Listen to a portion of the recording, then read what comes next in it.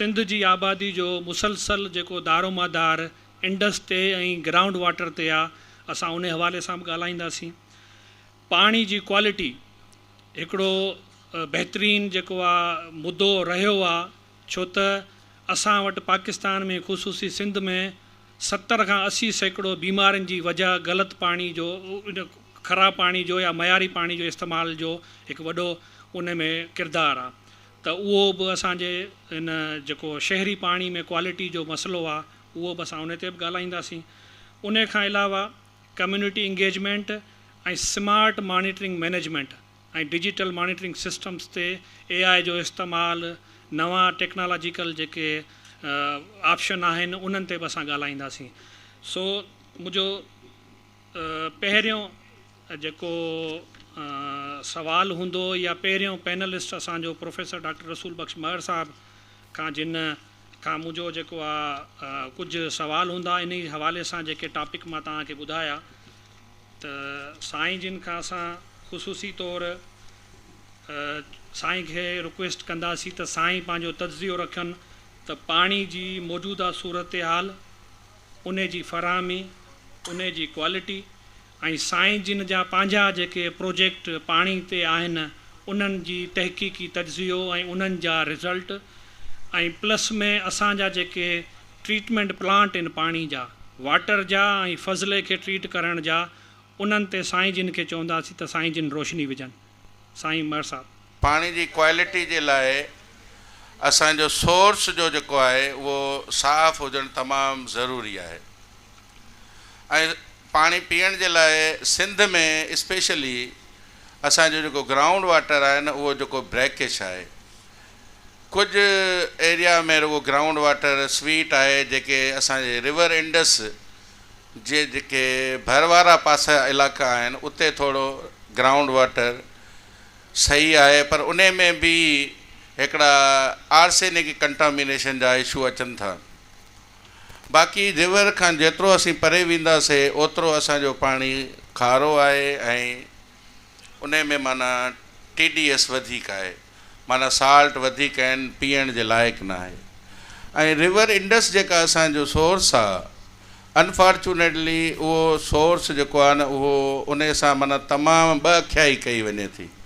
असां हिकिड़ो higher education commission जी support सां हिकिड़ो प्रोजेक्ट कयो ऐं उन प्रोजेक्ट में असां काबल रिवर खां वठी, जितां रिवर इंडस स्टार्ट थिए थी उतां खां वठी थ्रू आउट असां मैपिंग कईसीं त उन में इन असांजे सेंटर में त कहिड़ा कहिड़ा सोर्सिस आहिनि जिते अनट्रीटेड इंडस्ट्रियल इफ्लुएंट ऐं डोमेस्टिक इफ्लुएंट असांजी माइटी रिवर इंडस में डिस्चार्ज कयो वञे थो। उन खां अलावा जेको एग्रीकल्चर रन ऑफ आहे, जंहिंमें एग्रीकल्चर माण्हू पेस्टिसाइड यूज़ कनि था ऐं उहे पेस्टिसाइड इलाही टॉक्सिन हूंदा आहिनि, उहो बि बरसाति जो पाणी जे थ्रू, लीचिंग जे थ्रू, जॾहिं रिवर में पाणी घटि हूंदो आहे त उहो ग्राउंड वाटर टेबल बि रिवर में वहणु शुरू कंदो आहे, त उहो बि माना असांजी रिवर जी सोर्स खे कंटामिनेट करे थो। ऐं उहे अहिड़ा कंटामिनेंट्स आहिनि जेके असांजा जेके कन्वेंशनल वाटर ट्रीटमेंट प्लांट आहिनि उहे उन खे साफ़ नथा करे सघनि। हाणे असां वटि कराची में कुझु वाटर ट्रीटमेंट प्लांट्स आहिनि ऐं कुझु वाटर ट्रीटमेंट प्लांट्स हैदराबाद में आहिनि।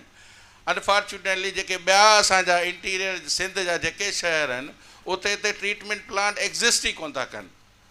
ऐं उहे ट्रीटमेंट प्लांट जेके आहिनि उहे जेके इम्प्योरिटीज़ मां ॿुधायां थो, जीअं पेस्टिसाइड्स आहिनि या उन में नैनो पार्टिकल्स आहिनि या उन में जेका मेडिकल वेस्ट जे करे एंटीबायोटिक जेके कंटामिनेंट्स आहिनि, जंहिंखे इमर्जिंग पॉल्यूटेंट्स चयो वञे थो, उहे असांजे हिन कन्वेंशनल ट्रीटमेंट जे थ्रू साफ़ थियनि ई नथा।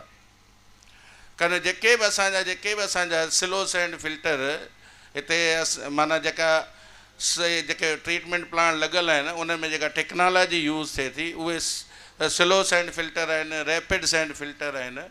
उन्हनि ट्रीटमेंट प्लांट जी एफिशिएंसी न आहे जो उन्हनि कंटामिनेंट्स खे रिमूव करे। उहे सिर्फ़ु उहे कंटामिनेंट रिमूव करे सघनि था जेके फिल्ट्रेशन जे लाइ कंहिंजी सस्पेंडेड सॉलिड्स थिया, टर्बिडिटी थी, ऐं बैक्टीरिया जे लाइ केमिकल यूज़ कयो वञे थो। ऐं केमिकल जेको क्लोरीन यूज़ कयो वञे थो, क्लोरीन जा वरी कुझु नुक़सान आहिनि, छो त जॾहिं पाणी जे अंदरि कुझु ऑर्गेनिक मैटर हुजनि ऐं उन में जॾहिं क्लोरीन यूज़ थींदी आहे त क्लोरीन बाय प्रोडक्ट्स ठाहींदी आहे, ऐं क्लोरीन बाय प्रोडक्ट वरी कैंसर कॉज़िंग आहिनि। हिकिड़ो ॿियो इशू आहे, हिकिड़ो त बैक्टीरिया खे जे ख़तमु करण जे लाइ जेके केमिकल यूज़ थियनि था उहे यूज़ थींदा त उन खां अञा हिकिड़ी टी बीमारी पैदा थींदी ऐं उहा कैंसर जो सबबु बणिजे थी। हीअ मेन असांजो हिकिड़ो त सोर्स जेको आहे न उहो प्रोटेक्टेड न आहे। मां यूटा यूनिवर्सिटी मां USA मां पोस्ट डॉक कई ऐं उते मां जॾहिं रिवर हिकिड़ी ते वियुसि त रिवर जे ॿिन्ही पासनि सां बारबिट वायर लॻियल हुई, त मां उते उन्हनि खां पुछियो त बाबा हीअ बारबिट वायर छो आहे? त हुननि चयो त हीअ जानवर वग़ैरह हिन दरिया मां पाणी न पीअनि, इन करे असां बारबिट वायर। असांजो जानवरनि जे लाइ त हुजनि खपे, चए हुननि चयो न, जानवर वेंदो त पेशाब कंदो, उते फीसिस पंहिंजा प्रोड्यूस कंदो त वाटर खे कंटामिनेट कंदो, इन जे करे असां जानवर खे अलो ई नथा करियूं त डायरेक्टली वञी रिवर मां पाणी पीए। अनफॉर्चुनेटली हिते असांजा रिवर्स गवर्नमेंट पाण उनखे अनट्रीटेड वेस्ट वाटर उन में डिस्पोज ऑफ करे थी ऐं उन्हनि खे कंटामिनेट करे थी, ऐं उहा असां हींअर स्टडी वाटर सेंटर कंप्लीट कई आहे ऐं उहा 2-3 सालनि जो प्रोजेक्ट हो। सॼी असां मैपिंग कई आहे त किथां किथां ऐं कहिड़ी क्वालिटी जो गंदो पाणी असांजी माइटी रिवर इंडस में अचे थो। त मेन असांजो सोर्स ई जॾहिं कंटामिनेटेड आहे त पोइ उन मां जेको पाणी निकिरंदो त उहो साफ़ु न थी सघंदो। मूं तव्हांखे ॿुधायो त उन में अहिड़ा कंटामिनेंट आहिनि जंहिंमें असांजा ही जेके अवेलेबल जेके ट्रीटमेंट प्लांट आहिनि they are not capable to remove those impurities, number 1। Number 2, जेको असांजो इंफ्रास्ट्रक्चर आहे वाटर सप्लाई जो उहो वेरी ओल्ड ऐं एज्ड आहे।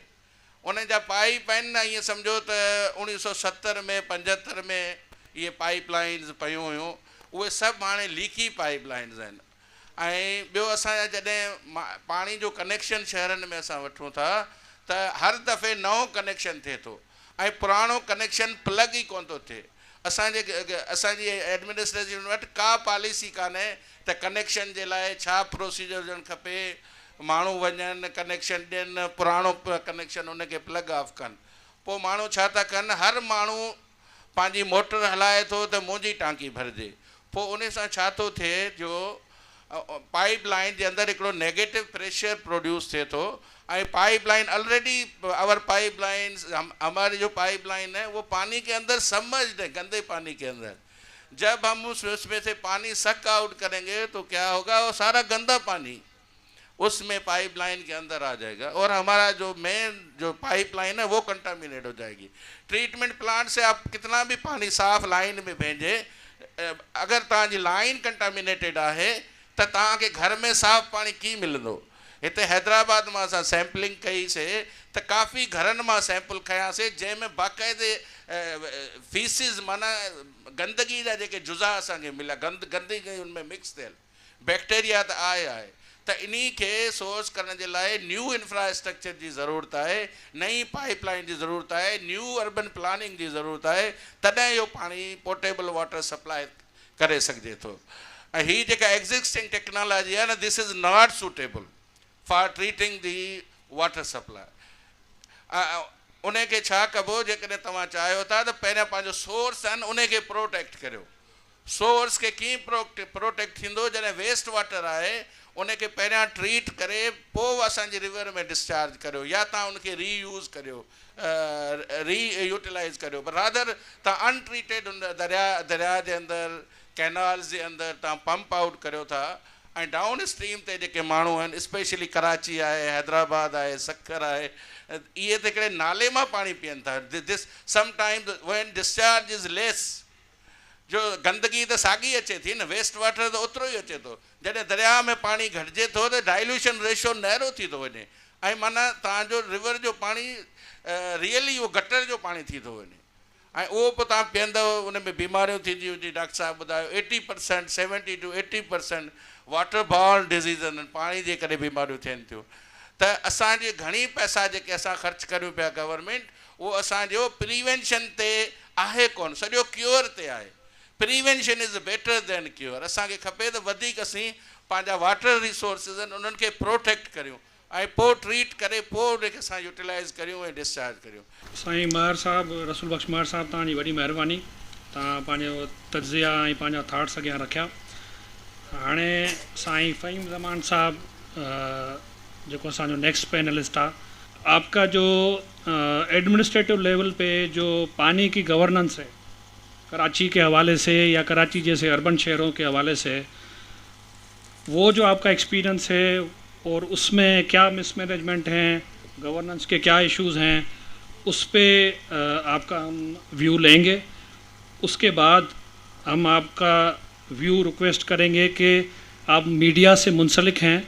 मीडिया का जो किरदार है वो पानी के जो इश्यूज़ हैं उनको हाईलाइट करने में और कम्युनिटी को अवेयर करने में और पानी की मिसमैनेजमेंट के हवाले से मीडिया पे उसको रिफ़्लेक्ट करने में, तो उसमें आपकी राय क्या है.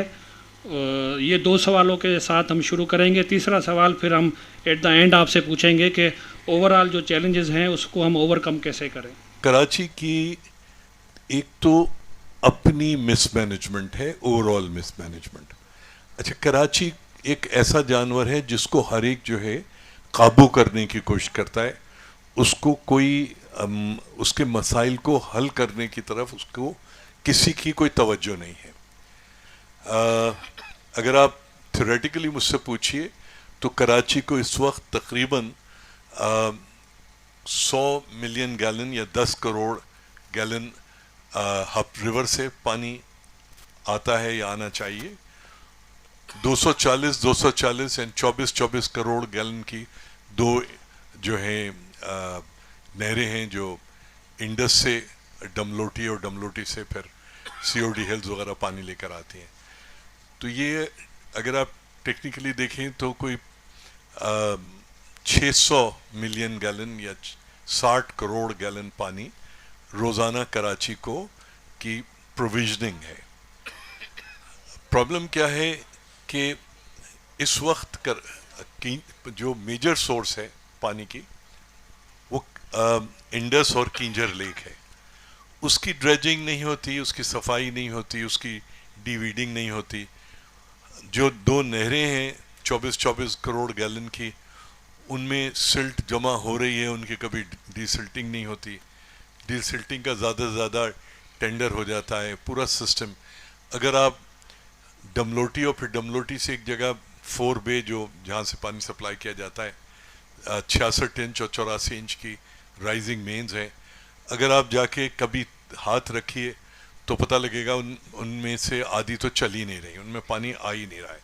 4 बे आपको आधा खाली पड़ा हुआ मिलेगा. तो मतलब ये आज का पूरा दिन खर्च हो जाएगा अगर मैं ये नोहा पढ़ता रहा. तो एक तो जो कराची के लिए जो डिज़ाइन या कहना चाहिए प्रोविजन कैपेसिटी है पानी की, वो पानी नहीं आता. मैं दूसरी चीज़ ये कि कराची में इवन कुत्ता बिल्ली भी बग़ैर पानी के तो ज़िंदा है नहीं. कराची में कोई डिसैलिनेशन तो लगा हुआ नहीं है, चाहे DHA हो, चाहे गुलिस्तान जौहर हो, चाहे नॉर्थ कराची हो. पानी तो बुनियादी तौर पे इंडस से ही आ रहा है. और कुछ जब बहुत बारिशें वगैरह हो जाएं खाचों में तो कई ये हब डैम से पानी आ जाता है, मगर वो भी कभी भी 100 MGD या 10 करोड़ गैलन नहीं आता. तो बेसिकली हम डिपेंडेंट हैं इंडस पे. ये पानी आता है north east Karachi filter plant पे और फिर उसके बाद जो है COD पे आता है जो आपका फिल्टर प्लांट है. वो फिल्टर प्लांट कभी काम नहीं करते. अगर फिल्टर प्लांट काम अच्छा मेरा जिस तबके से ताल्लुक़ है, जिस इलाके से ताल्लुक़ है कराची में, उसको नलके में तो पानी कभी आता ही नहीं है. हम हमेशा टैंकर ख़रीदते हैं और टैंकर 3000 गैलन का जो टैंकर है वो 8000-9000 रुपए का एक टैंकर जो है वो आता है. वो टैंकर पानी क्या Karachi water and sewerage board के सिस्टम से लेकर आ रहा है या कहीं पर कोई बोर है जो लियारी नदी में बोर है, मली नदी में बोर्स हैं या और जगहों पे बोर्स हैं, उन बोर से पानी लेकर आ रहा है. सारा का सारा पानी कंटेमिनेटेड है. कराची में हमने ये सीखा है कि हमने اپنی سیکیورٹی اپنے آپ کرنی ہے. ہم نے پانی اپنا خود خریدنا ہے. ہم نے ہر چیز جو ہے ریاست کے اوپر یا حکومت کے اوپر ہم نے کوئی چیز چھوڑی نہیں. تو جنرلی ہم نے اپنے گھروں میں مابزی کے اور ان کے فلٹر لگائے ہوئے ہیں, اور وہ فلٹر جو ہیں عام طور پہ کچن میں لگتے ہیں, پھر وہیں سے پانی کی بوتلیں. اب تو خیر ایک اور ریکٹ شروع ہو گیا ہے, ایکوافینا اور دیگر 20 لیٹر کی بوتلیں جو ہیں وہ لوگوں کے گھروں میں آتی ہیں. باقی وہ علاقے جو جن کو فلٹر رن کرنے کے لیے بجلی ہی نہیں ہے, جہاں پر ٹینکر خریدنے کے لیے, جہاں لوگ 1000 گیلن کا ٹینکر محلہ جو ہے وہ پول کر کے لیتا ہے, تو ہم ان کو یہی ایڈوائز کرتے ہیں کہ بھائی پانی استعمال کرنے سے پہلے کم سے کم اس کو بوائل کر لو, کیونکہ کراچی کے پانی سے زیادہ کنٹامنیٹڈ پانی شاید, اور اگر ہمیں کبھی ایمانداری سے فلٹرڈ اور صاف ستھرا پانی اگر مل جائے تو ہمیں بد ذائقہ لگے گا, ہمیں وہ محسوس ہی نہیں ہوگا کہ یہ جو ہے یعنی جینوئن پانی ہے. تو یہ کراچی کی صورتحال ہے. اس میں میڈیا کا رول دیکھیے, لوگ عادی ہو جاتے ہیں. ہم ویسے تو انسان جو بھی چیزیں ہیں, ہمارے جو بار ہے برداشت کا وہ اونچا ہوتا جاتا ہے, اونچا ہوتا جاتا ہے. میڈیا کا بھی یہی حال ہے. میڈیا میں 2 پرابلمز ہیں. میرے ساتھ میرے 2 دوست مظہر عباس اور وسعت بیٹھے, میں ان کو چیلنج نہیں کرنا چاہتا, مگر پھر بھی ایک تو یہ کہ میڈیا میں جو لوگ کام کر رہے ہیں, جو صحافی ہیں, ان کو ڈیلی بیسس پہ سٹوری فائل کرنی ہے, اور اسٹوری فائل کرنی ہے 8 ساڑھے 8 سے پہلے. اگر 2-4 دن 5 دن لگا کے کوئی اسٹوری چلتی رہی, کہیں سے کہیں اڑتی کوئی خبر آ گئی, اس کو انہوں نے بلڈ کر لیا, تو جو میڈیا میں جنرل اس وقت جو رپورٹنگ ہو رہی ہے پانی پہ یا پانی کے مسائل پہ, میرے خیال میں اس سب کو ملائیں, اور ڈاکٹر صاحب نے جو گفتگو کی ہے وہ رپورٹنگ اس کا عشر اشیر بھی نہیں ہے. تو میڈیا کو اس بات کی ضرورت ہے, صحافیوں کو اس بات کی ضرورت ہے کہ تحقیق کریں, ڈیٹا جمع کریں. میں پوری ذمہ داری سے کہہ سکتا ہوں کہ شاید ہی کراچی میں 1 یا 2 صحافی ایسے ہوں گے جن کو یہ پتہ ہوگا کہ کراچی میں پانی کتنا آ رہا ہے, یا آج کتنا آیا ہے, یا کہاں گیا کہاں نہیں گیا. میرے خیال میں اب اس صحافت کا ایک طرح سے مسئلہ بھی نہیں ہے, کیونکہ عام طور پہ صحافی سمجھتے ہیں یا ہماری میڈیا سمجھتی ہے کہ حالات بہت برے ہیں اور سب کو پتہ ہے. تو وہاں پہ جو ہے یہ مطلب موجودہ رول یہ ہے. ہونا کیا چاہیے وہ آپ لوگ مجھ سے بہتر جانتے ہیں. حقائق کو پبلک ریکارڈ پہ رکھا جانا چاہیے, اس کے لیے بہت محنت مزدوری کرنے کی ضرورت ہے, اس کے لیے اپنے جوتوں کے جو سولز ہیں ان کو توڑنے کی ضرورت ہے. مگر آج کل زندگی بہت فاسٹ ہو گئی ہے, اس کے لیے بہت سارے لوگوں کے پاس وقت نہیں ہے. असांजा ॿिया पैनलिस्ट आहिनि डॉक्टर कमलेश्वर लोहाणा साहब. जीअं मां अॻु में अर्ज़ु कयो त साईं जिन जो तजज़ियो ऐं साईं जो एक्सपीरियंस अर्बन प्लानिंग सां रहियो आहे, ऐं अर्बन प्लानिंग में असांजी शहरी आबादी में जेका पाणी जी वर्छा ऐं डिमांड ऐं सप्लाई जा गैप्स आहिनि, ऐं जेके करंट पॉलिसी जा जेके आहिनि बुनियादी चैलेंजिस ऐं पॉलिसी जी इम्प्लीमेंटेशन में जेके गैप्स आहिनि, उन्हनि ते साईं खां कुझु सवाल कंदासीं ऐं साईं जो तजज़ियो अॻियां रखंदासीं. साईं तव्हां खां असां चाहींदासीं त वाटर अर्बन प्लानिंग में जेका मौजूदा सूरत हाल आहे उन ते तव्हां कुझु हवालो ॾियो, ऐं असां वटि जेको माहौल जी ऐं क्लाइमेट जी जेका हींअर चैलेंजिस आहिनि उन जे हिसाब सां पाणी जे सिस्टम खे पाइदार कीअं कयो वञे, पाणी जी प्लानिंग खे कीअं पाइदार कयो वञे, ऐं उन सां गॾोगॾु तव्हांजे पंहिंजे महिराण जे इदारे जो जेको पाणी जी अर्बन प्लानिंग में किरदारु आहे, ऐं तव्हां जेके हींअर महिराण जा जेके ग्रेजुएट्स आहिनि ऐं सनदी याफ़्ता जेके असांजा शागिर्द आहिनि, उन्हनि जे करियर में तव्हां छा पिया बिल्डअप कयो पाणी जे हवाले सां. जी साईं डॉक्टर कमलेश्वर लोहाणा साहब. पस मंज़र में असां काफ़ी शयूं ॻाल्हाए चुका आहियूं, ऐं जेकॾहिं गवर्नेंस ऐं इदारनि जे सुधारे जे हवाले सां ॻाल्हि कजे त आउं सम्झां थो इंटीग्रेशन जी ऐं हिकिड़े पेज ते अचण जी ज़रूरत आहे. उहो हीअं त आबपाशी खातो, वासा local government public health engineering department, माहौलियात ऐं क्लाइमेट चेंज यानी मौसमी तब्दीली जे हवाले सां जेके मनसूबाबंदी जा इदारा आहिनि, इन्हनि खे पाण में गॾु वेहण जी ज़रूरत आहे। इन हवाले सां आप मुझे करेक्ट कीजिएगा, बलूचिस्तान में वाटर गवर्नेंस स्ट्रैटेजी 2019 में एक बड़ा अहम काम हुआ था, और मैं समझता हूँ कि यह हमाहंगी वारो जो प्लेटफॉर्म जो है वो डेटा गड करण के हवाले से तमाम ज़रूरी है, तो जी बेहतर गडियल प्लानिंग करे सके, तो इन इदारन जो पाण में गड वेहण तमाम ज़रूरी है। सो गवर्नेंस के हवाले से यह एक अहम पॉइंट है। वाटर सेक्टर लाए वाज़ा रूल्स ऑफ बिजनेस अञा ताईं तय कोन थिया आहिनि, which is very unfortunate. Karachi water board के हवाले से साईं ॿुधाईंदा, हैदराबाद में मुझे शागिर्द हिकिड़ी रिसर्च भी कई है, मां उन जी बुनियाद ते इहो चई सघां थो त सिंध के जदीद रूल्स ऑफ बिजनेस की ज़रूरत है, जेके ही ज़िम्मेवारियूं वाज़े कन, यानी पानी साफ़ करण, पानी की विरासत, सिवरेज ऐं पानी के मयार की निगरानी, ये चारई कम HDA वासा कहिड़ी तरह से कीअं करे सघे थी। जी साईं भी ॻाल्हि ॿुधाई त असां वटि पुराणे पाइप के प्लग ही न कयो वेंदो आहे ऐं नई पाइप विछाई वेंदी आहे, ऐं इहे पाणी तव्हांखे रस्तनि ते वहंदे नज़र ईंदो, ख़बर ही न आहे इहो कहिड़ी लाइन आहे, केॾांहुं पई वञे। इन अंदाज़ सां जेका लीकेज थिए थी, इहो खोड़ सारा ॿिया मसइला पैदा करे थी। टियों आहे म्यूनसिपल वाटर बोर्डनि लाइ कारकर्दगी ऐं मुआहदा मुतारिफ़ करण। मैं आपकी मुस्कुराहट से बहुत कुछ समझ रहा हूँ, बिल्कुल आप ठीक कह रहे हैं।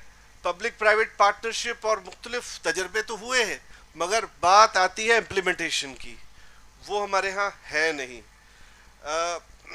मुझे ख्याल में हीअं भी करे सघिजे थो तो बजट के सर्विस की फरहमी से कनेक्ट करने की ज़रूरत है। बजट को हम उसके साथ देखें कि आखिरकार हम सर्विस डिलीवरी क्या कर रहे हैं। बजट होता है और फिर वो कैसे इस्तेमाल होता है ये हम सब जानते हैं। गैर आमदनी वाले पानी के की घटाए सघिजे थो, ठीक है। अहिड़ी तरह सां पानी की फरहमी जा कलाक जेकॾहिं मुख़्तस कया था वञनि त उनजो कहिड़ा इंडिकेटर्स आहिनि, उनजो को सिस्टम आहे त उहो कीअं आहे, त इहे सभु कराइण जी ज़रूरत आहे, जंहिंमें मुंहिंजे ख्याल में वासा पंजाब जा कुझु मिसाल आहिनि, they really did wonderful things, ऐं ख़ारजी ऑडिट जे हवाले सां उन्हनि काफ़ी कमु कयो आहे। मुंहिंजे ख्याल में असांखे इहो ॾिसणो आहे त छा बहितर पाकिस्तान में थी सघे थो। जेकॾहिं उहा शइ पंजाब में थिए थी त उहा सिंध में छो नथी थी सघे, उहा जेकॾहिं कराची में थिए थी त उहा मीरपुर ख़ासि में छो नथी थी सघे। त मुंहिंजे ख्याल में असांखे उहे रेप्लिकेबल शयूं करण जी ज़रूरत आहे। उनमें वाटर ट्रीटमेंट प्लांट बि अची था वञनि, इहे सभु शयूं आहिनि। इन खां अलावा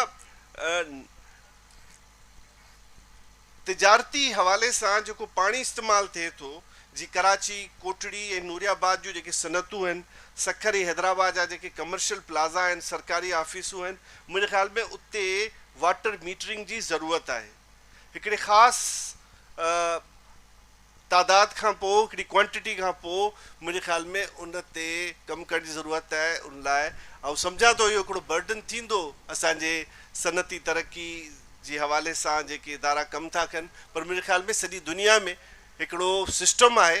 तव्हां जेके बि सुधरियल मुल्क ॾिसो, जेके डेवलपिंग कंट्रीज़ आहिनि, ऐं मुंहिंजे ख़्याल में पाकिस्तान खे उन टीं या चोथीं कैटेगरी में थो ॾिसां, जिते घरेलू इस्तेमाल में बि जेकॾहिं हिकिड़ी हद खां मथे इस्तेमालु थिए थो पाणी, त पोइ उनखे पे करणु खपे या उन खां मथे पे करणु खपे जेके टैरिफ्स आहिनि। अहिड़ी तरह सां तव्हां ॻाल्हि कई ही ॾुकार जी, सीकड़े जी ऐं ॿोॾि जी, त ॿई जेके कंडीशन्स आहिनि उन लाइ कहिड़ा कहिड़ा उपाउ वठिणा वञनि। थरपारकर जे हवाले सां जेकॾहिं ॻाल्हि करियूं त डीपलो थरपारकर जी जेका बिरादरी आहे, उते जी कम्यूनिटीज़ आहिनि, उहे उन्हनि जे लाइ खूह खोटण ऐं उन्हनि जे लाइ कीअं पाणी खे घरनि ताईं पहुचाइजे, त इन सां जेको रेट साईं कराची जा ॿुधाया वाटर टैंकर जा, त उते बि टैंकरिंग में कोई 40% कमी अची सघे थी। त इहे सभु उहे शयूं आहिनि जिन खे ॿियो सभ खां अहम जेको मामिलो आहे, जेको असांजे सभिनी साथियुनि हिते ॻाल्हि कई, उहो पाणी जी क्वालिटी आहे। पाणी जी क्वालिटी या त उहा क्लोरीनेटेड आहे त उहो बि कैंसर जो सबबु आहे। त उहो बैलेंस्ड अंदाज़ कीअं हुजे, उनजा कहिड़ा पैमाना हुजनि, उन में असांखे इलाही कमु करण जी ज़रूरत आहे। जेके इदारनि जी इंटीग्रेशन जी मूं पहिरीं पॉइंट कई तव्हां सां डिस्कस, त उनमें म्यूनिसिपल जा नलका जी पाण कराची जी ॻाल्हि करियूं त 80% जेके नलका आहिनि उहे गैर फ़ाल आहिनि, नलका आहिनि पर उन मां पाणी नथो अचे। त इहे सभु शयूं असांजे सभिनी सिंध जे जेके बि ज़िला आहिनि उन्हनि में इहे मसइला आहिनि। इहे आबपाशी जा चैनल जेके पीअण लाइ इस्तेमालु नथा थियनि उनखे कीअं फ़ाल बनाइजे।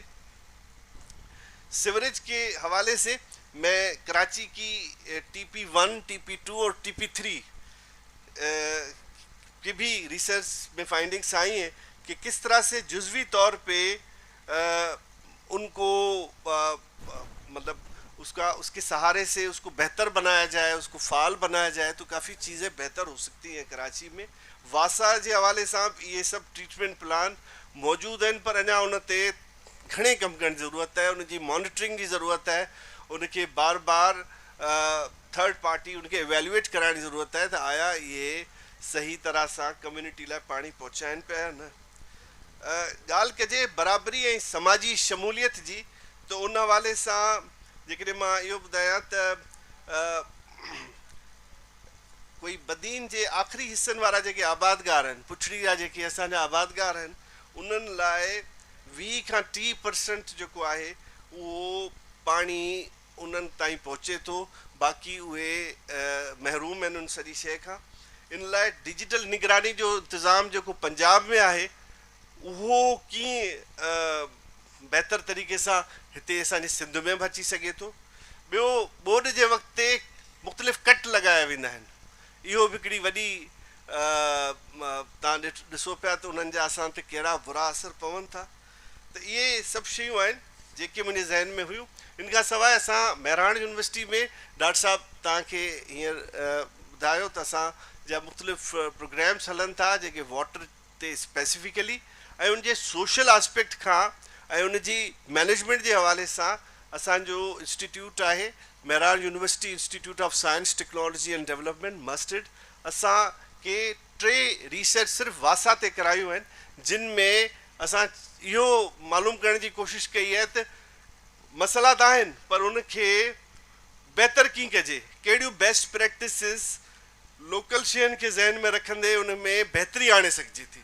त उन में मूंखे मुख़्तलिफ़ ऑफिसर्स मुख़्तलिफ़ स्टेक होल्डर्स खां सुठो मवाद मिलियो ऐं उन ते सुठियूं फाइंडिंग्स ऐं असांजी उहे आयूं। हाणे ॾिसणो इहो आहे त असांजी उहे रिसर्च जूं फाइंडिंग्स ऐं उन ते इम्प्लीमेंटेशन कहिड़ी थी थिए, इहो हिकिड़ो वॾो क्वेश्चन मार्क आहे। हाणे मां मूव कंदुमि असांजी चौथी speaker madam professor Najma Memon साहिबा। मैडम जे इदारे जो वॾो नालो आहे ऐं मैडम जे इदारे सां मुंसलिकी साईं यार मोहम्मद खावड़ साहिबु हिते वेठल आहिनि। साईं बि वॾा रिनोन प्रोफेसर रहिया आहिनि ऐं सभिनी जी वाक़फ़ियत में आहिनि। साईं जिन जो बि वॾो कमु आहे ऐं बशमूल मैडम जे इदारे जी बि काफ़ी कंट्रीब्यूशन्स आहिनि। त मैडम जिन खां मैडम जे इदारे जे हवाले सां पाणी सां लॻापियल जेको कमु थी रहियो आहे उन जे हवाले सां कुझु मैडम जी राय वठंदासीं ऐं उन खां अलावा आम माण्हू खे पाणी जी सम्झ ऐं उन जी मालूमात इहा ॾाढी इम्पॉर्टेंट आहे, उहा बि मैडम खे चवंदासीं त मैडम पंहिंजे एक्सपीरियंस जे हिसाब सां आम माण्हू जी जेके पाणी जे सम्झण जूं जेके शयूं आहिनि उहे बि असांजे अॻियां रखे ऐं प्लस में पाणी खे सिहत बख़्श रखण जे लाइ जेके उपाउ आहिनि उन्हनि जूं तजवीज़ूं बि मैडम खे चवंदासीं त असांजी ऑडियंस सां शेयर करे। मुंहिंजो जेको तालुक़ु आहे उहो national centre of excellence in analytical chemistry सां आहे, जेको फेडरल गवर्नमेंट जो इदारो आहे, पर जेको उन जी जॻह आहे उहो यूनिवर्सिटी ऑफ सिंध जे अंदरि आहे ऐं उन इदारे जो जेको एक्चुअल जेको असांजो कमु आहे उहो एनालिटिकल केमिस्ट्री जे हवाले सां आहे।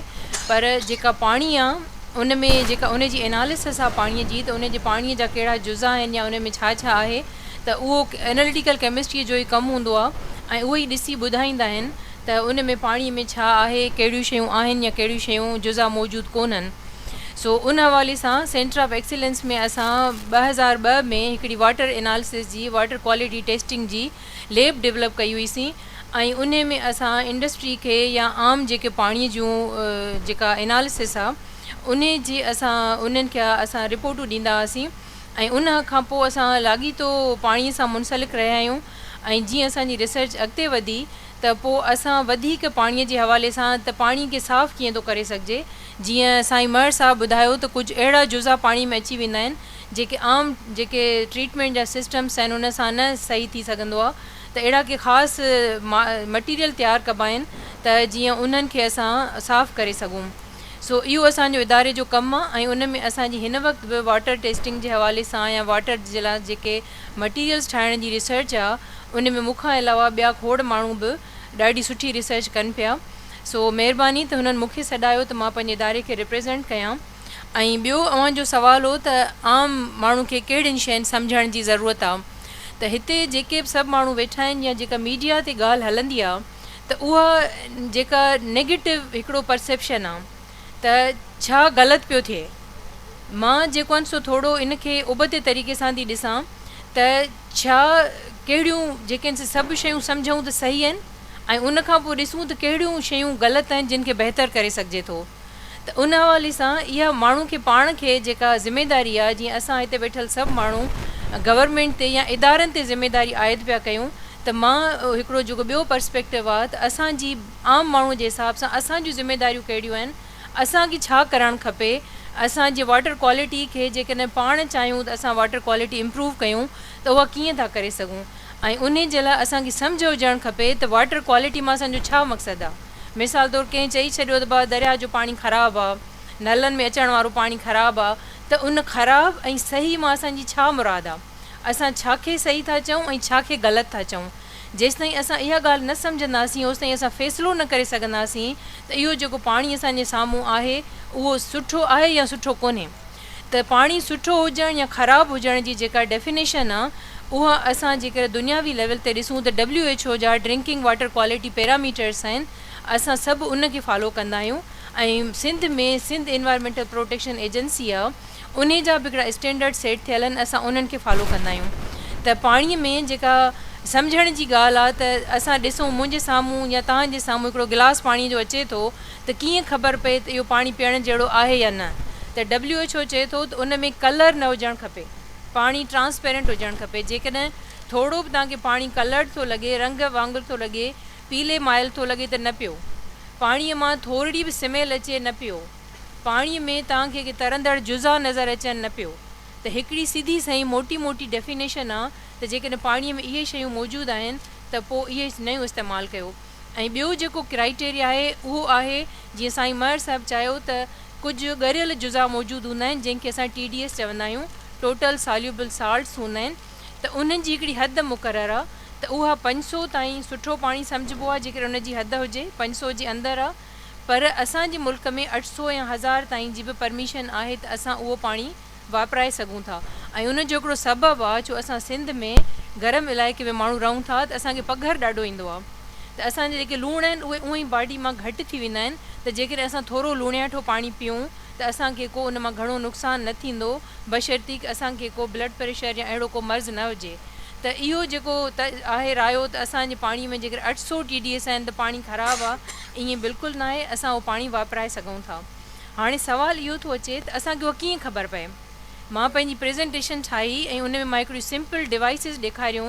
कल्ह मां दराज़ ते चेक पे कयो त 500 या 600 रुपए में हिकिड़ो पेन टाइप मीटर थो अचे हीअं जेको तव्हां पाणीअ में डिप करे ॾिसंदो तव्हांखे TDS जी ख़बर पइजी वेंदी त जेकॾहिं तव्हां आम तौर घरनि में या उहे इस्तेमालु जिन खे थोरी सम्झ आहे त उहो तव्हां पंहिंजो पाणी पाण चेक करे सघो था ऐं बाक़ी जेको मामिलो आहे त तमामु ट्रेस लेवल ते जेके पेस्टिसाइड आहिनि या जेके antibiotics multi drug resistant antibiotics आहिनि उन्हनि खे रिमूव करण जो सिलसिलो आहे त दुनिया जे सभिनी तरक़ियाती मुल्कनि में उन्हनि जी अलॻि अलॻि स्टडी थियल हूंदी आहे त हिन एरिया में मिसाल जे तौर ते ॼामशोरे में असांखे कहिड़ा फिल्टर रखणु खपनि जेके उन ख़ासि जेको फ़ज़लो आहे जेका ख़राबी आहे उनखे दूरि करे सघे थो त उन जे लाइ साइंटिफिक डेटा जी ज़रूरत आहे असां मटियारी जे लाइ हिकिड़ो इहो कमु कयो हो त मटियारीअ जा जेको आसो पासो आहे उन में असांखे ख़बर पई त लेड ऐं कैडमियम ऐं कुझु ॿिया उन में मसाला मौजूदु आहिनि त असां ख़ासि मटियारी जे लाइ उहे फिल्टर ठाहियासीं ऐं उहे फिल्टर उहे अप्लाई कजनि था त उन्हनि जो पाणी साफ़ु थी थो वञे।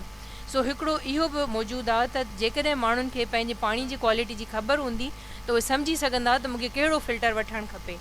सो आउं सम्झां थी त उहा माण्हुनि खे हिकिड़ो एजुकेशनल कंपेन हलाइणु खपे जंहिंमां माण्हुनि खे ख़बर पवे त जेको आहे सो कहिड़े क़िस्म जे पाणी खे असां ख़राबु था चऊं, कहिड़े क़िस्म जे पाणी खे असां सुठो था चऊं।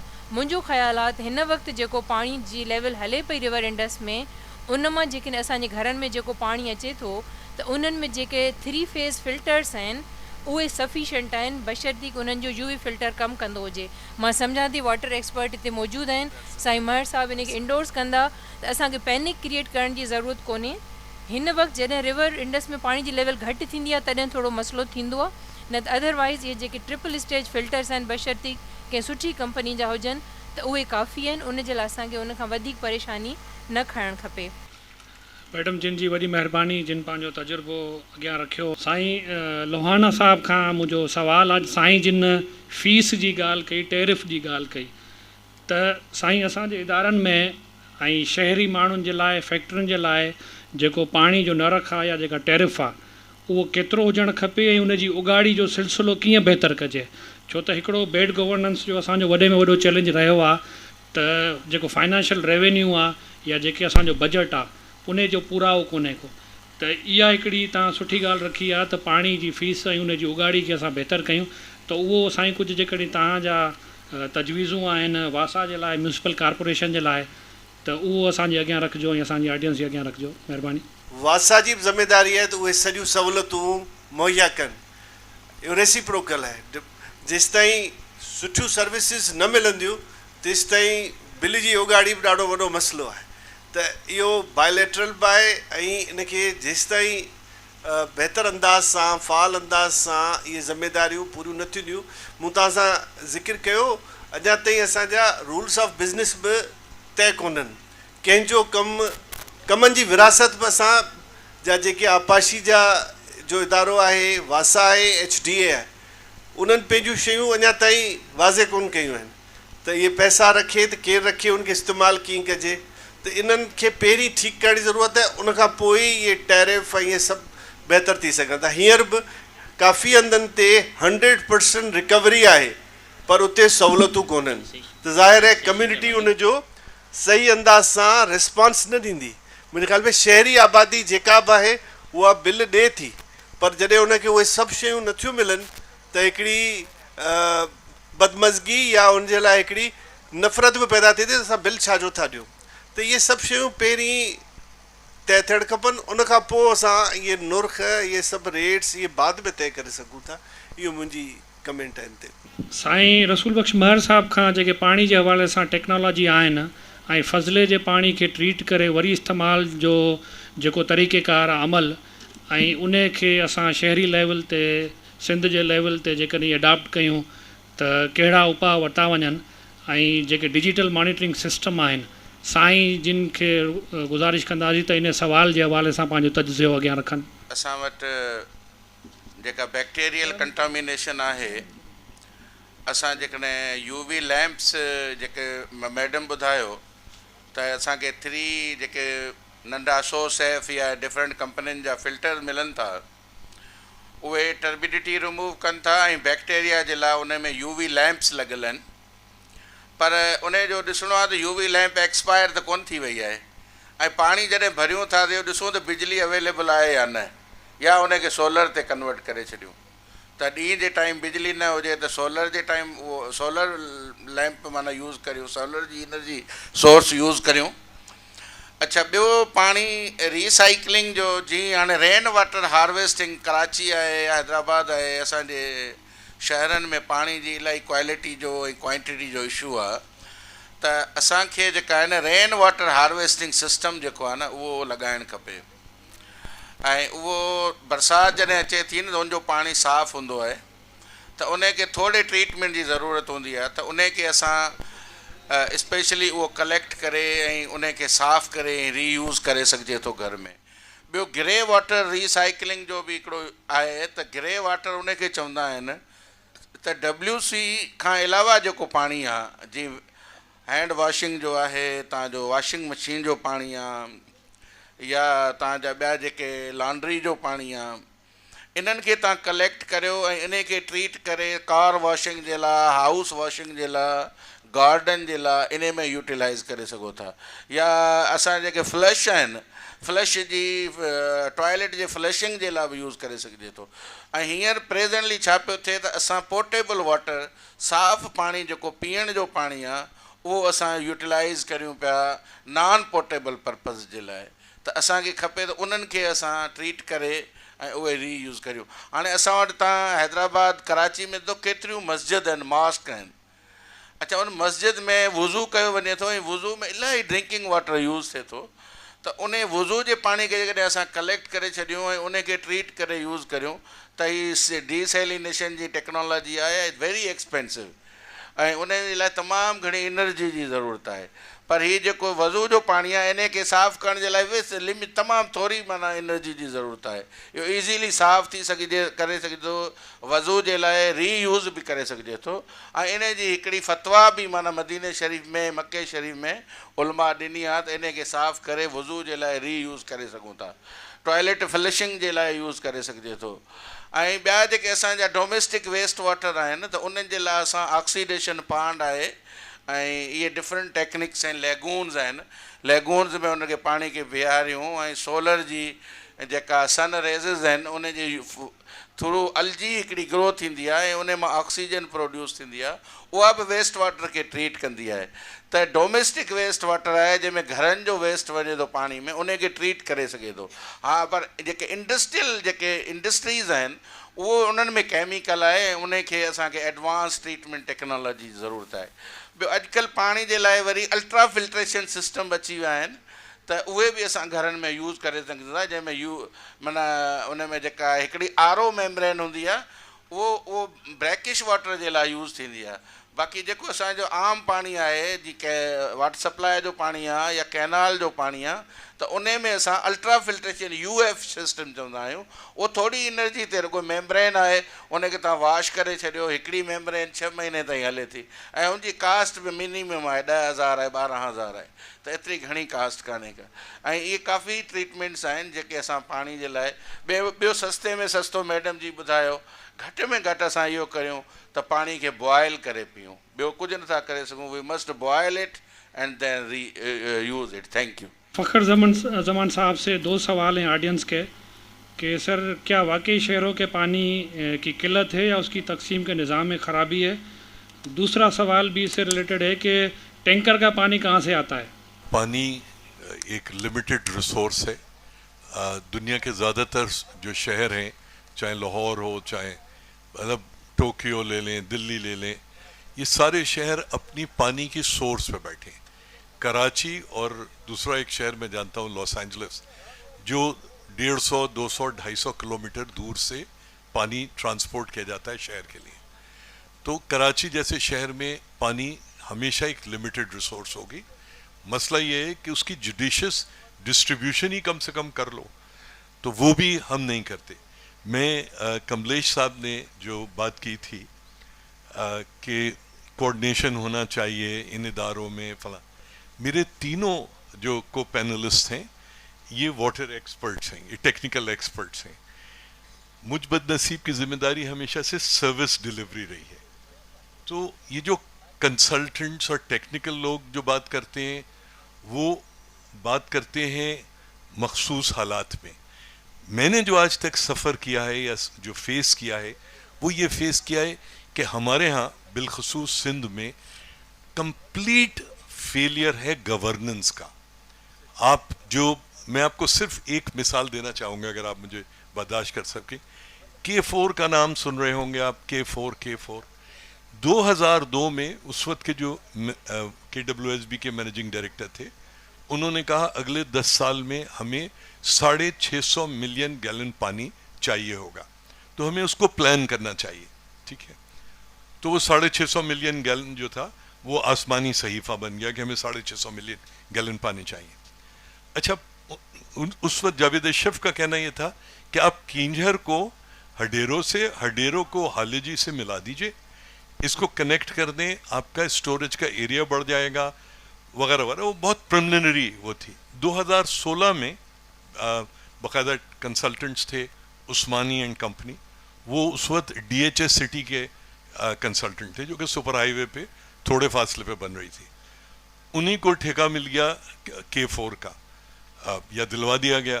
تو انہوں نے کیا کیا کہ کینجر لیک کے بالکل, یعنی کہ اگر آپ کینجر کا اگر آپ دیکھیں, ایک ایج نیشنل ہائی وے ہے, دوسرا سپر ہائی وے. سپر ہائی وے کی سائڈ ہائر گراؤنڈ ہے, لوور گراؤنڈ یہاں ہے. تو تاریخی طور پہ جتنی بھی نہریں یا پانی انڈس سے ڈرا ہوتا ہے وہ نیشنل ہائی وے کی سائڈ سے ہوتا ہے. کے بی فیڈر, اور بخیر کے بی فیڈر تو کینجر میں پانی لے کر آتی ہے. اچھا, جب اس کو اسٹڈی کیا گیا تو ہوا کہ بھائی اس میں تو پانی نہیں, اسپیشلی جہاں سے عثمانی اینڈ کمپنی نے کہا تھا تو کہا یہاں تو 260 ملین گیلن پانی بھی نہیں ہے, کیوں بیتھومیٹری نہیں کی انہوں نے نکال کے وہ چلا دیا.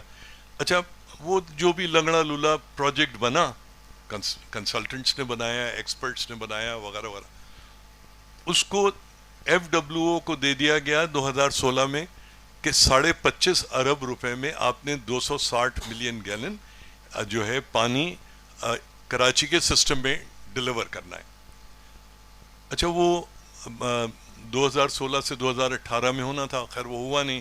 2018-19 میں بارشیں ہوئیں, وہ جو انہوں نے انفراسٹرکچر ڈیولپ کیا تھا وہ بہ گیا. تو 14 ارب 30 کروڑ روپے دے کے سندھ سرکار نے ایف ڈبلیو او سے جان چھوڑائی اور کہا جی اب دوبارہ سے نیا پروجیکٹ بنے گا. ایف ڈبلیو او کے ڈی جی ہوتے تھے میجر جنرل محمد افضل.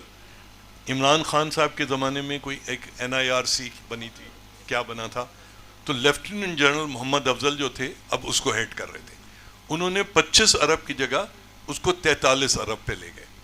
مجھ سے جیو پہ شاہ زیب خانزادہ کے پروگرام میں انہوں نے پوچھا, میں نے کہا یہ جہاں سے پانی اٹھانے کی کوشش کر رہے ہیں وہاں پانی نہیں ہے, اگر پانی ہے نہیں تو تم کیسے لے کر آؤ گے, اور یہ جتنا بنا رہے ہیں یہ. تو میں نے کہا شاہ زیب خانزادہ کے پروگرام میں نے کہا میں نے لگتا ہے اس قوم نے جنرل محمد افضل کو اپنا داماد رکھ لیا ہے, یہ جو کہتے ہیں ہم وہ ان کے پیچھے لگ جاتے ہیں, پانی آئے گا نہیں. اچھا, پھر وہ چلے گئے 93 ارب روپے پہ K4 پہنچ گیا. 93 ارب روپے کے K4 میں فیصل وابڈا صاحب اس وقت وابڈا کے منسٹر تھے, انہوں نے چائنیز کمپنی کو پائپ لائن ڈالیں گے. اچھا, ایک جگہ ایسی ہے جہاں پائپ ڈالیں گے, تقریباً 1.5 کلومیٹر ہوا میں پائپ لائنز پہاڑی کے اوپر جا رہی ہیں. تو اچھا چلیے وہ بھی ہو گیا, پائپ لائنز بھی سنا پڑ گئی ہیں. جس جگہ سے آپ نے پمپنگ کرنی ہے, پانی اٹھانا ہے, وہاں پہ آج بھی کوئی ایک پول ماؤنٹیڈ وہ جو ٹرانسفارمر ہوتا ہے PMT ہوتا ہے وہ وہاں نہیں ہے. تو یہ 260 ان 26 کروڑ ان تقریباً 1.5 کروڑ گیلن گھنٹہ کے پمپس جو ہیں ان کو چلاؤ گے کیسے بھائی. اچھا, اسی پروجیکٹ کے اندر تھا کہ آپ کو کے بی فیڈر کی ریزنگ کرنی ہوگی, اس کی ڈریجنگ, کوئی چیز نہیں ہوئی, دھڑا دھڑ پیسے لگ رہے. تو مسئلہ جتنی چیزیں ہمارے میرے تینوں دوستوں نے بتائی ہیں, یہ ٹنوں کے حساب سے world bank, Asian development bank and God knows کون کون سا بینک انہوں نے اسٹڈیز کرائی ہیں. ساری چیزیں باقاعدہ سنہرے حروف میں لکھی گئی ہیں. کوئی ایسی چیز نہیں ہے جو سرکار کو یا ارباب اقتدار کو یا ٹیکنیکل لوگوں کو پتہ نہیں ہو. مگر ہمارے ہاں گورننس کی ایسی فیلئر ہے کہ میں آج بھی شرط لگاتا ہوں کہ اگلے 10 سال میں بھی اگر ایک بوند پانی کراچی K4 سے آ جائے تو مجھے آپ ایمپریس مارکیٹ پہ کوڑے لگائیے گا, نہیں ہوگا. اٹس اے کمپلیٹلی ٹیکنیکلی مطلب it's not lack of viability. Every technical problem has technical solution.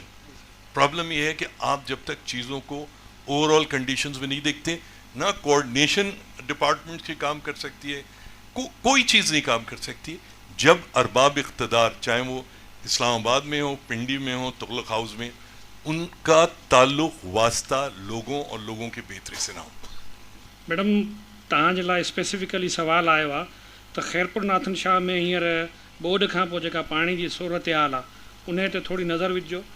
ऐं उन खां अलावा जेका सिंध में अर्सेनिक ऐं मर्क्यूरी जी जेका करंट सिचुएशन आहे उन ते थोरो तव्हां हवालो ॾिजो. महिरबानी। हिकिड़ो त जेका खैरपुर नाथन शाह में जेका ॿोॾि आई 2022 में, उन में जेको आहे सो ॾाढो टाइम पाणी बीठल रहियो हो, त उन में ज़ाहिर जेको पाणी एॾो बीठल रहियो ऐं मथां खां फ्लो थी हेठि अची वियो, त उन में जेके ॾाढा जानवर बि मरिया हुआ। उन पाणी जेको आयो हो ॾाढो ख़राबु हो, पर उहा पाणी ज़ाहिर पीअण जहिड़ो न हो। ऐं उन्हनि हालातनि में मूंखे यादि आहे साईं महर साहब वारनि हिकिड़ो सोल्यूशन ॾिनो हो, हिकिड़ो क्विक जेको आहे सो हैंड फिल्टर हो, जंहिंसां माण्हू पाणी खणी पिया सघनि ऐं उन सां पाणी घटि में घटि पीअण जहिड़ो थियो पिए।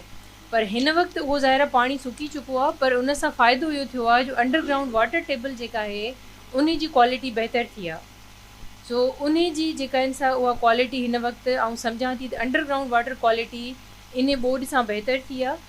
ऐं जेका सॉइल जी क्वालिटी आहे उहा बि बहितरु थी आहे, छो जो उन में जेके ऑर्गेनिक्स आया हुआ उहे उते असांजी जेको ॿियो फ़सुलु लथो 2023 में, उहो ॾाढो सुठो थियो माण्हुनि जो। सो हिन वक़्तु केनशाह जे हवाले सां मूंखे एतिरी ख़बर आहे। ऐं ॿियो सुवालु छा हो त आर्सेनिक ऐं मर्क्यूरी। अच्छा, आर्सेनिक ऐं मरकरी जो जीअं साईं ॿुधायो त मरकरी जी त सूरत हाल ख़राबु आहे। हिन वक़्तु जेका आहिनि सा जेका फ़िश एक्सपोर्ट पई थिए उन में असांखे ॾाढो पाकिस्तान खे बेन आहिनि। ऐं मरकरी जेको आहे सो राइस में बि अची वियो आहे, त मरकरी जी हिन वक़्तु मसइलो आहे, पर उहो मसइलो सॉइल सां वधीक आहे। ऐं चांवरनि सां इहो आहे जो चांवर जेके आहिनि उहो ॾाढो सुठो मरकरी खणी वठंदा आहिनि ज़मीन मां। कुझु ॿूटा अहिड़ा हूंदा आहिनि जेके न खणंदा आहिनि, पर चांवरनि में इहो मसइलो आहे। ऐं सिंध गवर्नमेंट उनखे टेकअप कयो आहे ऐं चांवरनि जे डिफरेंट वेराइटीज़ ते कमु कनि था पिया, त उन में मरकरी जी केतिरी क्वांटिटी मौजूदु आहे, उनखे कीअं टैकल करे सघिजे थो। ऐं आर्सेनिक जो जेको मसइलो आहे, उहो आर्सेनिक जो जेको मसइलो आहे इंडस्ट्री सां रिलेटेड कोन्हे, उहो जियोलॉजिकल आहे। ऐं उहो पुराणे दौर में जेको रिवर इंडस जिथां वहंदो हो पहिरियां, जीअं हाला खां अॻु में निकिरंदो हो, त उहो साईं ख्वार साहब वेठा आहिनि, साईं जिन जी ॾाढी सुठी स्टडी आहे। ऐं उन्हनि जी स्टडी खे कोट कंदसि त साईं जिन इहो इस्टेब्लिश कयो हो त जिन जॻहियुनि ते जीअं थर पार्कर आहे असां वटि, त जेको थर आहे उतां बि पुराणे को सदियूं पहिरियां रिवर इंडस वहंदो हो, त जिथे जिथे पुराणो रिवर इंडस जा वारीअ जा पेचिस आहिनि उते नेचुरली जियोलॉजिकली आर्सेनिक जी कंटामिनेशन आहे। ऐं जिन जिन एरिया मां उतां हाणे वरी पाणी गुज़रे थो त उहो आर्सेनिक पाण सां गॾु खणंदो थो अचे। त उहे एरियाज़ जीअं मटियारी हाला जूं कुझु साइट्स आहिनि साईं जिन आइडेंटिफाई कयूं आहिनि। ऐं उहो जेको आहिनि सो GIS मैपिंग साईं जो हिकिड़ो स्टूडेंट आहे डॉक्टर इमरान खान रिंद, जंहिं मूंसां गॾु PhD कई, उहा असां मैपिंग कई हुई GIS सां त कहिड़े स्पेसिफिक पॉइंट्स ते कहिड़ी कंटामिनेशन मौजूदु आहे। सो आर्सेनिक जो मसइलो पंहिंजी जाइ ते मौजूदु आहे। ऐं सॼी दुनिया में स्पेसिफिकली बांग्लादेश में ॾाढा सुठा आर्सेनिक जा फिल्टर्स डेवलप थियल आहिनि ऐं उहे असां वटि बि अवेलेबल आहिनि।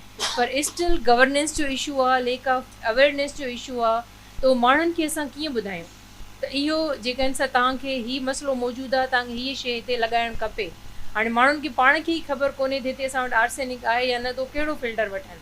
त उहो जेको पब्लिक अवेयरनेस आहे उहा ज़रूरु थियणु खपे। आर्सेनिक ऐं मरकरी जो इशू पंहिंजी जाइ ते मौजूदु आहे, पर स्टिल जेका आम माण्हू आहे उनखे इन्हनि मसइलनि जी ख़बर न आहे ऐं तंहिंजे करे हू उन तरीक़े सां टैकल बि नथा करे सघनि। ऐं ॿियो त असां पंहिंजे जेको सिस्टम आहे उन ते रिलाए नथा करे सघूं। जीअं साईं ॿुधायो त एॾा जेको आहे सो K4 प्रोजेक्ट जी ॻाल्हि हली, त किथां खां शुरू थियो आहे, हिन वक़्तु ताईं कुझु न थियो। त जेकॾहिं असां गवर्नमेंट ते सिर्फ़ु रखे वेठा हूंदासीं त उहे कुझु कंदा, तेसि ताईं असांखे शायदि अलाए केतिरियूं बीमारियूं वकोड़े वेंदियूं। असांखे पंहिंजो जेको आहे सो थोरियूं पाण एफर्ट्स करणु खपनि। ऐं अॼुकल्ह हिकिड़ा पॉइंट ऑफ यूज़ फिल्टर्स चवंदा आहिनि जेके टेप में लॻंदा आहिनि, त उहे बि स्पेसिफिकली उहे माण्हुनि खे सहूलियतूं ॾियणु खपनि, उन्हनि जी इंडस्ट्री लॻणु खपे, उहे चीप हुजणु खपनि त जीअं माण्हू वठी पाइनि वटि उहे लॻाए सघनि। सो येस इशू आहे ऐं उनखे जेके टैकल करण जे लाइ असांखे पाण खे वधीक एफर्ट्स वठणा पवंदा जेकॾहिं असांखे उनखां बचिणो आहे। ऐं जेकॾहिं गवर्नमेंट ते रिलाए कंदासीं त पोइ शायदि असांजो K4 जहिड़ो हाल थींदो। वॾी महिरबानी मैडम। सो असां पंहिंजे सेशन जो इख़्तिताम कंदासीं, छो त इन जी कंटिन्यूटी में असांजो ॿियो सेशन शुरू थियणो आहे। त मां पंहिंजे पैनलिस्ट जो थोराइतो आहियां ऐं जेके ॿिया सवाल ऑडियंस मां आया आहिनि उहे असां स्पेसिफिकली एक्सपर्ट्स ॾे पास ऑन कयूं पिया ऐं उन्हनि जो व्यू वठी करे असां तव्हांखे व्हाट्सएप ते उन्हनि जो थाट शेयर करे वठंदासीं। सो मां ऑडियंस जी बि वॾो शुक्रगुज़ार आहियां। उन्हनि हौसला अफ़ज़ाई जे लाइ असां सां गॾु रहिया ऐं उन्हनि असांजे एक्सपर्ट्स जूं पैनलिस्ट जूं तजवीज़ूं ॿुधियूं ऐं उन्हनि खां सवाल बि कया। ऐं मां पंहिंजे पैनलिस्ट जो बि आख़िर में शुक्रगुज़ार आहियां त त उन्हनि इन फेस्टिवल में अची करे ऐं पंहिंजा तज़िया रखिया ऐं ख़ुशूसी करे उहे तजवीज़ूं रखियूं जिन ते कुझु अमल करे असां पाणी जी शहरी आबादी में म्यूनिसिपल लेवल ते सुधारो आणे सघूं। साईं वॾी महिरबानी।